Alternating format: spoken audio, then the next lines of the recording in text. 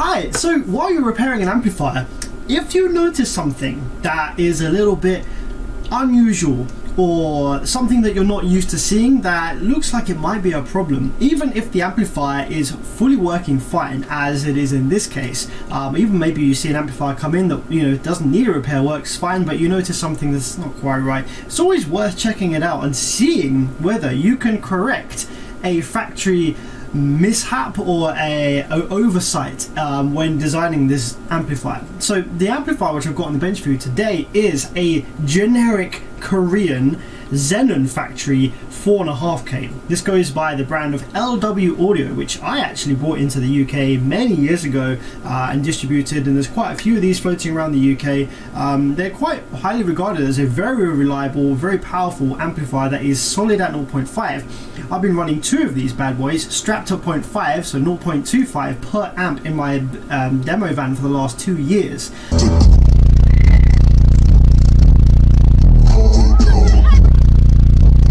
So that just should you know, show how reliable and how strong they are. However, a couple have failed recently. Various people around the UK after about 4 or 5 years worth of operation, which, you know, is relatively understandable. Maybe it doesn't sound like that long of a time for operation, but a couple of them have started to fail. And just whilst checking this one out, I noticed something strange about how it turns off. That's not usually something that you'll really look into much. Usually you'll be looking at how it's operating, how the waves are looking while it's running, how it turns on. But this one is weird in the way that it turns off. I have found out why. I found out a quick solution to the issue, but I'm going to look into a more suitable permanent solution for the problem. I wanted to share that with you today because it's really freaking interesting. So before we get too excited, this issue that I'm about to show you is not isolated to this board. I have been able to repeat this issue on every single LW Audio 4.5K that I have had in the workshop. Even my own ones, which have never been repaired, well, one of them has never been repaired, it still does this. This is just a feature of these amplifiers when they turn off.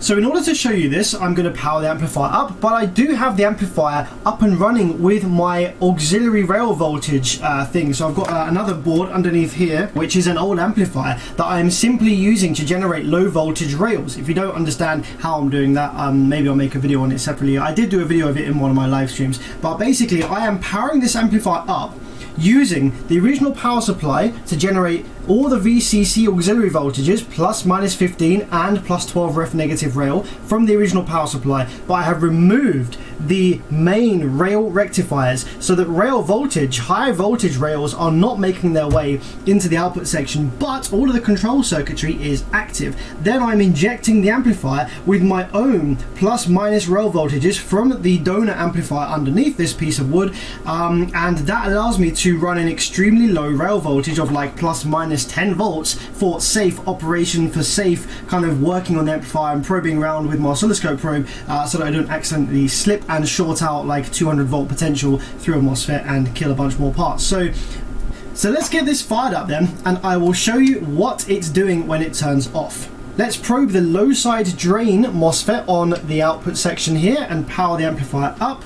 And you can see there that the amplifier comes to life. On the oscilloscope here we have this bottom line on channel 2 is negative rail as a reference there, and as you can see channel 1 is the class D switching. Lovely stuff. Now that all looks perfect. That all came on absolutely fine and it is operating fine, and this will generate audio. The amplifier is drawing 0.7 amps from the rails and less than 1 amp from the power supply, which is nice and low. Everything's working fine. However, when I switch the amplifier off by removing the remote wire, watch what happens to this switch wave. Oh, so what that does, I'm going to do that again for you, but this time remove channel 2, so you're just looking at channel 1.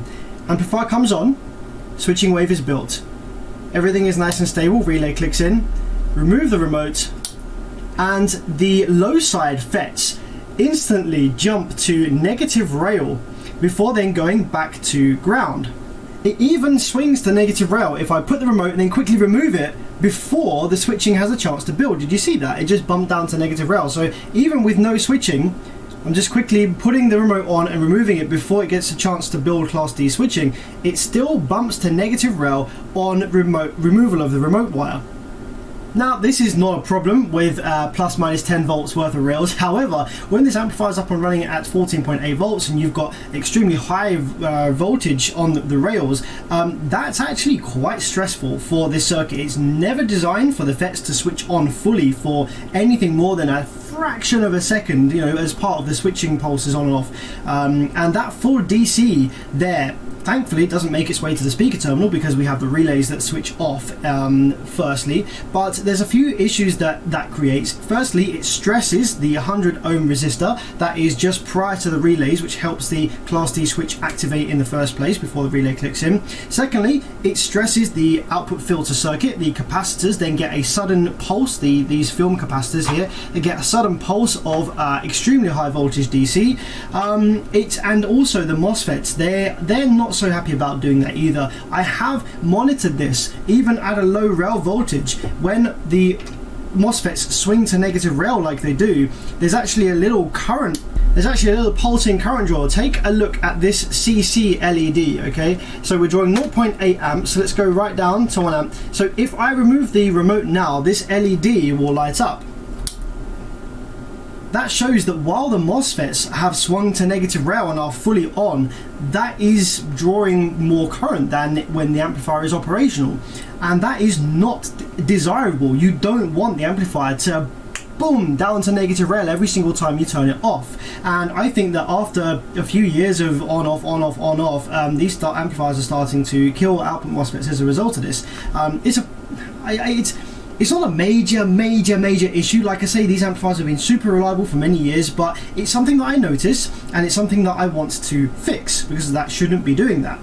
So in order to find out why it's doing that, we need to look at the way the amplifier turns off, and we need to probe the drive circuit, the output drive circuit, which on this amplifier is this driver card right here. So this driver board consists of a TL072C and an LM211, which is responsible for generating the PWM from the audio signal. That then gets buffered and sent to the half-bridge MOSFET driver, which is an IRS21844S. You've got two of these, because this amplifier is actually two amplifiers on the same PCB that parallel after the inductors. So we've got two of those there. Now there could be a few reasons that the amplifier is swinging to negative rail when it's turned off. Firstly, there could be a spike in the PWM generation, so the actual pulses that are sent from this initial part of the circuit that's generating the PWM, that could be pulsing and sending that pulse to the IRS21844S before this is fully shut down. Another reason is that the IRS21844S could be being turned off in an undesirable way. Perhaps they're losing VCC while still trying to be active, in which case they get stuck on an on or off pulse, and that then means that the MOSFETs sort of stay in their current state for a while. It could be other things, like there's some issue in the design of the buffer drive over here. We've got some transistors here which buffer the drive for the gate before it goes to the MOSFETs to take the load off the chips a little bit. There's lots of reasons around here that could be causing this to happen. So the first thing that I want to do is I want to probe the input to the IRS21844S. This is going to be the signal that is given to this driver chip, which is then going to pass it on to the MOSFET. So if there's any kind of spike or pulse, we may see it on pin 1, which is the input pin. So let's take a look at our oscilloscope and turn the amplifier on and see what we have on here. Okay, so you can see that is our PWM drive, and that rides along negative rail. Looks great so far. So what happens when we turn the amplifier off? Interesting. What that seems to do is that does actually seem to spike upwards. Let's do that again. So amplifier's active. Switch off. Now that does actually spike upwards, which could be the reason that we are seeing the spike in the FETs. So now let's put channel 2 on the back of the low side FET and let's compare what happens when they turn off. Let's have a look at both waves together. There you go, you can see there you've got the input and the larger wave there being on the back of the MOSFET.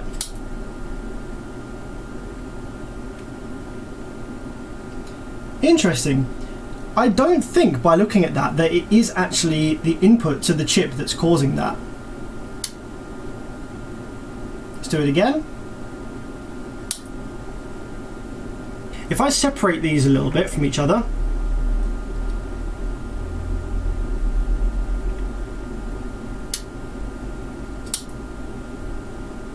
they almost behave in the exact same way until something switches the FET off, like something disables the gate drive to the FET. So you see this, okay? When I remove the remote from here, watch closely what happens when I remove the remote. So watch closely when I remove the remote. The actual waves, they both follow the exact same path until something turns the drive to the MOSFET gate off. So if I remove it, they both spike up and then fall down together, and then something turns the MOSFET drive to the MOSFET off, while this stays down low at negative rail. Okay, interesting. With that in mind, let's take a probe at the raw PWM output from the generation circuit. So what I was probing there was the input to the IRS21844S after it's been buffered and through a few more components, but there's a pin of the driver board just here on the end, on the end of the middle set, which is the raw PWM output from the generation circuit. I want to see exactly what that looks like when the amplifier turns on and off. Okay, amplifier is active, and when we switch the amplifier off, does this spike either up or down, or does it just go straight to ground? Interesting, it actually just goes straight to ground. So the raw PWM output from the generation circuit, this is what's turning your audio into pulses for Class D operation, that is just going from pulses and then dissipates to 0 volts. No spiking, no bump up, no bump down. So it would appear that the spike isn't coming from the PWM generation circuit, because that just goes whoop down to 0 volts nicely. The second thing that I wanted to check is I want to see how are these IRS21844S chips shut down. So there is a pin on the IRS21844S chip that will shut the chip down when that pin is at ground, which would be negative rail, because the ground reference for this chip is negative rail. So in most amplifiers, when you shut the amplifier down, when you remove the remote wire, it will put these chips into shutdown mode, which completely disables all output drive, which completely disables the output MOSFETs before all of the VCC voltages are lost from the drive circuit. It's a bit like you always turn your power amplifier off before you turn off your CD player, your preamplifier, your MP3 player, whatever it is. You always turn off the thing driving the speakers first before turning off all the other kit up the chain, because if you start turning off kit up the chain before your power amplifier, then every time you turn off a piece of kit you might get a pop through the speakers or a little pulse or something like that from the unit powering down. So that's the same idea here. You want to turn off the drive chips first. You want to disable them first, so that none of the nonsense that happens when the other chips lose their running voltage, none of that nonsense makes its way to the FETs, these kind of pops and stuff like that. And I think that might be what's happening. So let's just take a look at the way that the chips are activated and deactivated. What we have is we have some circuitry in the middle of the drive board here, which is to do with how the chip activates and deactivates. There's a diode just here on this side, and also a diode just here, which is kind of hidden by some components. There's two diodes, one here and one here, and these have direct connection to the shutdown pins of the IRS21844S chips. So what we should do next then is probe these diodes and see how the chip is turned on and off when we power the amplifier up and when we power it down. Now this shutdown signal will be referenced to negative rail. So I'm going to turn on my channel 2 on my scope, which will give you negative rail. So that's negative rail. So if I probe now with the amplifier off, not turned on, the shutdown pin, we can see there that it's pretty much at negative rail. Just a little bit above, but pretty much at negative rail. Now let's power the amplifier up and see how it behaves. So during power up, you can see that the voltage on the shutdown pin rises up. So it's currently about 4.2 volts above negative rail. So yeah, when shutdown is about 4.2 volts, the chip is activated. So when we turn the amplifier off, what happens to this signal? Interesting, it actually doesn't move. Interesting. So it actually stays active. There's a little spike there which you see when the amplifier shuts down, and that is just due to the MOSFETs drawing current from the rails as they spike to negative rail. So that little spike, that little boop, that's not relevant here because this signals are staying referenced to each other. You see they move together, so that's just due to current draw. But that means that the chip isn't being told to shut down at all when the amplifier is powered down. That is terrible. So when I turn the amplifier off, the chip is still running and it will pass through any signal that it's given to the MOSFETs until finally, at long last, it goes down below the on threshold and turns off. Let's now, with our channel 2, probe the low side drain. And let's see if we can see the threshold of when the chip turns off based on when the DC disappears. So there we go, got operation there. So you can, yes, there is a defining point where you can see, there's a defining point when you can see the signal to shut down drop a tiny bit as the DC disappears from the low side drain. Look, DC there, and then it boop, it kind of moves down ever so slightly as the DC disappears from low side drain. So that is exactly what's happening. The chips are not being told to shut down when the remote is removed. Therefore, when the amplifier is in an off state, for whatever reason, when the amplifier is in an off state, the drive circuit is constantly telling, the way the drive circuit's been designed is it's constantly telling the MOSFETs, the low side, to be on. Let's see if we can actually prove that. Now we can prove some of our theory here by powering the amplifier up and grounding some specific voltages and signals. So with the amplifier powered up in full operation, if we short the shutdown signal to negative rail being its ground, we should see the output fetch disable, absolutely fine, not swing to negative rail, and then when we release it, we should see it come back to life. So in order to do this for both sides of the amplifier, I need to connect the two shutdown signals together for each chip because they're actually isolated from each other for whatever reason. There's no need to be. You want to shut down both at the same time, never one at a time. So now what I'm going to do is, with the amplifier powered up, I'm just going to send the chips into shutdown mode while the amplifier is still up and running and active to see whether the MOSFET swing to negative rail or not under these conditions. No, they don't. Not at all. It just turns off exactly as you want the amplifier to turn off. Shut down, and then active again. It's perfect.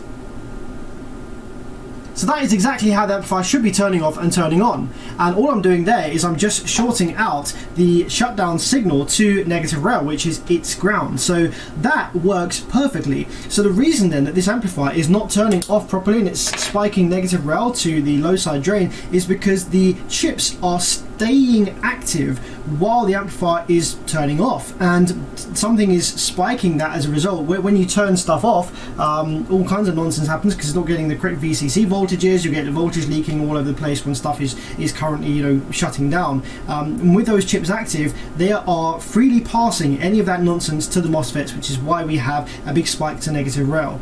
One other test or experiment that is definitely worth doing to see what's going on here is I want to short out to ground the PWM signal from the generation circuit. So if we take a look at this, remember that this little pin on the end of the driver card is the PWM output from the generation circuit. And when we have the amplifier up in operation, if we probe this with my oscilloscope probe, you can see here that we just have we have the PWM sitting right there. So if I disable this, if I get this down to ground, which will simulate the amplifier turning off, but leave the IRS21844S chips active, I want to see what happens to the wave on the back of the MOSFET. So if I ground that PWM signal, okay, that will be like the amplifier's turned off because there'll be no signal going to the IRS21844S. Now, what happens to the drain wave? Oh my goodness, it swings to negative rail the whole time. What the hell? That's crazy. So the way that this circuit has been designed is that when PWM is off, like grounding it out, the MOSFETs are actually, the low side MOSFETs in this case, are fully on. That's pretty weird. So these experiments so far have concluded to me that when we remove the remote, the reason that the low side FETs jumped instantly to negative rail is because the IRS-21844S chips are still active, and when the PWM generation circuit loses its plus minus 5 volts for the op amps, when that goes to ground as the amplifier turns off, okay, we lose the PWM signal, of course, that goes to 0, and when the PWM signal is at 0, that equates to a on state for the low side MOSFETs, which is what happens, which is why it jumps to negative rail, because it's in an on state with no PWM drive being fed to the chips, and that is fixed at in an on state with negative rail on the FETs until the shutdown signal from those diodes finally creeps back below the threshold and shuts the chips down.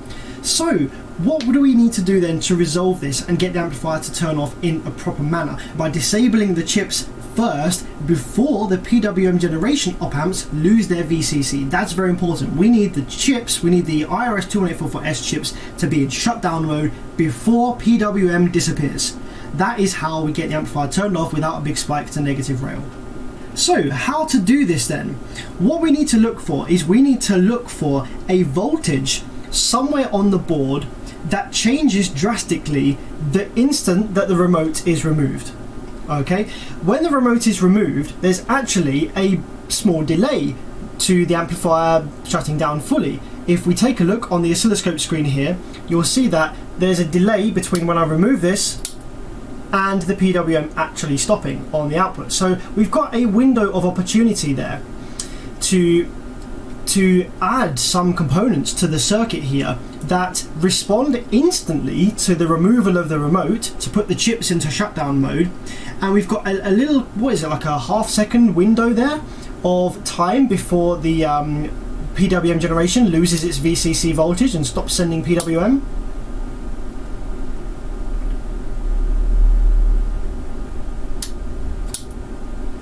I would say that's probably about a half second, or maybe even less than a half second.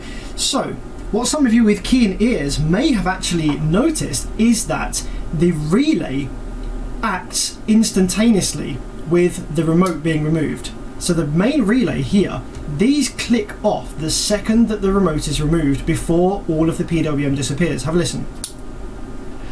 The relays click off first, and then the wave disappears. So there already on the board is a shift in voltage, is a change in the circuit that happens instantaneously with the removal of the remote, and we might be able to use that signal that's being sent to the relays here, tap off of it, and use that to turn off or shut down the IRS-21844S chips at the same time as the main relays do before the whole amplifier sinks and loses its voltage and turns off. Alternatively, another way we could perhaps do it is by tapping into one of the transistors, possibly around here somewhere, that's to do with the remote. What we don't want to go straight off the remote. Having anything that the circuit does going straight off the remote itself is a bad idea. You don't want to rely on, you don't want to stress the head unit, you don't want to connect any part of the main circuit directly to the remote coming into the amplifier, because if anything goes wrong with the amplifier, you don't want the ability for it to spike up high voltage towards the head unit and kill the head unit as well. So what we want to do is maintain isolation of the remote, which will be through a NPN and PNP transistor, but we might be able to tap into the way that the PNP transistor works, in that when we remove the remote, we have a voltage that goes high, up to 12 volts. We might be able to tap into that and use that to deactivate a relay or some kind of MOSFET circuit or some kind of transistor that then instantaneously grounds this shutdown signal over here. Now, I haven't got time right this second to go about designing some little circuit to put into all of these boards, but just as a proof of concept, what I do have here is a spare relay that I had laying around, So this is just a relay with a 12-volt coil, and what it has is it's an alternating relay. So in its off state, it makes a continuity between this pin and this pin, and when it's in an on state, it makes continuity between this pin and this pin. So yeah, it's alternating. It's like on. It's an on relay. So we can use this so that when the coil is in its discharge state, we have this contact here contacting this contact, which will allow us to solder some wires to the shutdown signal and negative rail, which will ground it, and then all we need to do is get the coil of the relay to turn off with the amplifier remote. So what I'm thinking is to tap into the actual normal relays here, because they activate pretty much as soon as you remove the remote, before the amplifier shuts down fully. So we can use the signal that's being sent currently to these coils, send it to this coil as well, so that when we remove the remote, these relays click off, this relay clicks off, and grounds the shutdown signal to negative rail over here. And the reason that I'm having to use a relay here is because we have a difference in ground potential. The circuit that we want to switch off or ground a signal from is referenced to negative rail. Okay, so these chips, their ground is negative rail. However, the circuit that we've got the signal coming from, being these relays are referenced to main ground, which is obviously a huge difference in ground potential. 0 volts versus, I don't know, minus 120 volts for negative rail. So we have to use a relay in this case. You could design a circuit, perhaps using an optocoupler or something, I don't know, some kind of cool circuit. But for now, the quick, easy test, just as a proof of concept, is to use a relay to isolate the two circuits, because they have different ground potentials, but still allow one of them to turn the other one off. So what I'm going to do is plop this relay down here, and I'm going to solder the coil contacts to these coil contacts for the main relays. And there's a nice convenient diode here on the top of the board that I can just temporarily patch some wires into to test this theory out. Okay, next we need to connect the contacts of the relay that are connected when the relay is in its off state between the shutdown signal over here at this diode, and we need the other contact to go straight to negative rail, so that when this relay is in its off state, we have the shutdown signal connected directly to negative rail, which will put the chips into shutdown mode at all times until this relay is turned on. And only when this relay is turned on can the chips activate. Okay, great, that relay's all connected up how I think it should work. So now all that's left to do is power the amplifier up and see how it behaves. So we've got the oscilloscope probe on the low side drain. Now the difference here is that because until the main relays activate, we are permanently shutting down our drive chips. It means that the PWM on the output class D switching, won't start straight away when it did before. It'll only try and start when the relays activate. So let's power the amplifier up and see what happens. So relays have now activated, and as you can see on the scope screen here, this is the low side drain. And when you see the low side drain doing this is the output section really trying hard to begin self-oscillation. It's just kind of doing little pulses down to negative rail there, but it's not able to start self-oscillation. And that's because what we've done is we've removed the initial spike that the chip sends to the FETs to begin self-oscillation by delaying the activation of the chip. So all that we need to do, remember the amplifier here is on my bench, we have no speaker connected, and we have no signal going in. The only thing that this amplifier needs to kickstart itself into operating is to have a load across the speaker terminals. Now obviously we haven't got any music playing, so I can just short out the speaker terminals to simulate a load of some sort, and look what happens on the oscilloscope. Boom, all of a sudden we have Class D switching. So when we have this connected to a speaker, the Class D switching will activate as soon as the relays activate. Let's simulate that right now. Let's turn the amplifier off, and let's short out the speaker terminals to start with and get the amplifier powered up. Amplifier's coming on, and you can see here as soon as the relays activate, there we go, Class D switching starts. Now that's not ideal because that kind of defeats the point of the relay. The relays are there to prevent a turn-on pop being heard from the speaker when the Class D switching activates, because when the Class D switching comes alive, usually there's a tiny little audible as the switching kind of comes alive and the whole circuit moves out and stuff. So the relays are there to allow the Class D switching to enable first before making connection to the speakers. So that kind of removes that the point of the main relays there by having the Class D switching start after the relays have enabled. But did you notice as I power the amplifier down, we no longer have the jump to negative rail? Check this out.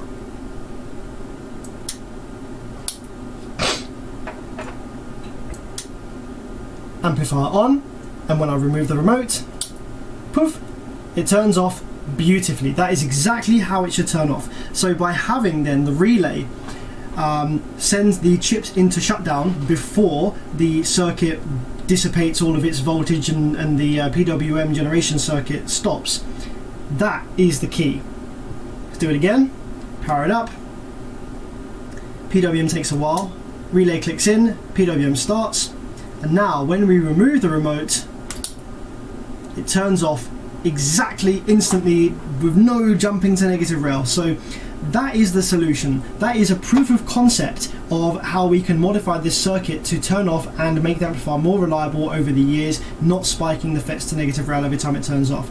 The relay is not the solution here, I think, because it, like I said, it completely defeats the purpose of having the original relays there by allowing the PWM to start after the relays have already activated. What's the point of them then, if that's the case? But we have discovered that by sending the chips into shutdown before the circuit deactivates fixes the problem. So now I'm going to go away and try and figure out a different way to wire this and design a little patch circuit to put into this board somewhere that allows the chips to turn off quick enough before the PWM disappears.